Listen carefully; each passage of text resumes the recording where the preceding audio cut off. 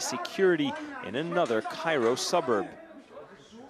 There they found documents, police records, underground rooms, and even a passageway that led to a secret living quarter they claimed was used by the powerful Minister of Interior, now standing trial.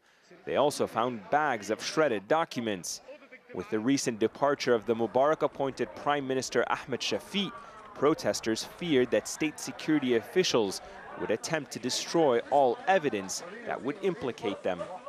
After protesters stormed this massive state security compound behind me, Egypt's new prime minister asked anyone with incriminating evidence or documents to hand them over to the military so that they can be used in the prosecution of former regime officials. Documents like these, obtained by Isra Abdel Fattah, who was detained by state security twice for her political activism, show how state security was spying on her, even hacking into her email accounts to find out which organizations she was involved in and who she was in regular contact with.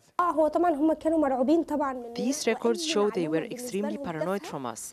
Every piece of information that for us seemed insignificant would be significant for them. They were convinced that there must have been some international organization behind my activities. That sense of paranoia led state security to act with impunity for years, many say. State security was often accused of corruption, extortion, and torturing activists and citizens alike. Hussam Hamallawi was tortured while in the custody of state security. State security has to be dissolved completely, not restructured or frozen, but to be dissolved. Secondly, every single officer and corporal and agent and informer in that agency must be put on trial. Today, on the walls of the abandoned complex that came to symbolize the oppression Egyptians endured under the previous regime, a simple message left by the protesters. This is the fate of the oppressors. Ayman Muhiddin, AlJazeera, Nasser City. To France now, where an opinion poll suggests President Nicolas Sarkozy's popularity has plummeted to a new low.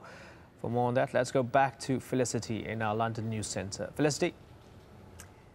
Thank you, Imran. Yes, the extraordinary results of an online survey published in Le Parisien newspaper reveal that the leader of France's far-right party could win the first round of next year's presidential election. Charlie Angela reports.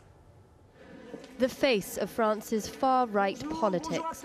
Marine Le Pen replaced her father Jean-Marie as leader of the National Front Party just 2 months ago.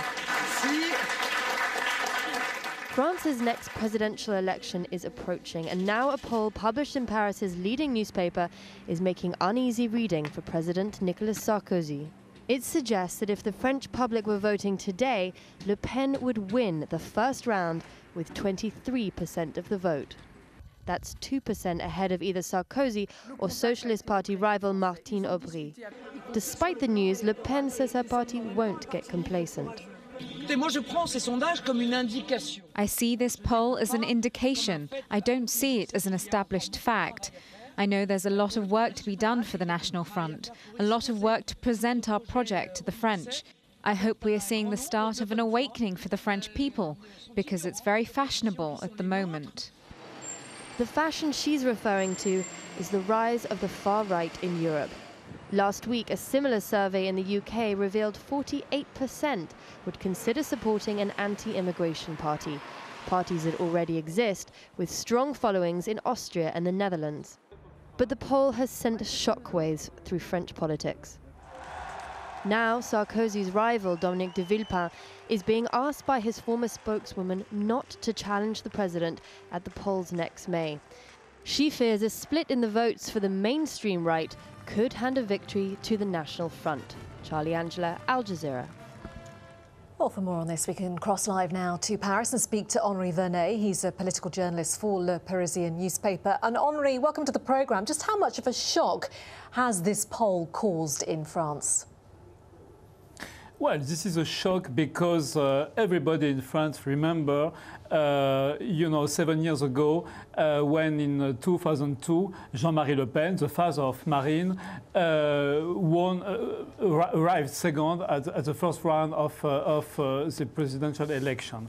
And there is a trauma since this event, and we could not imagine that Marine Le Pen was so high in the polls and in prediction of the next presidential election.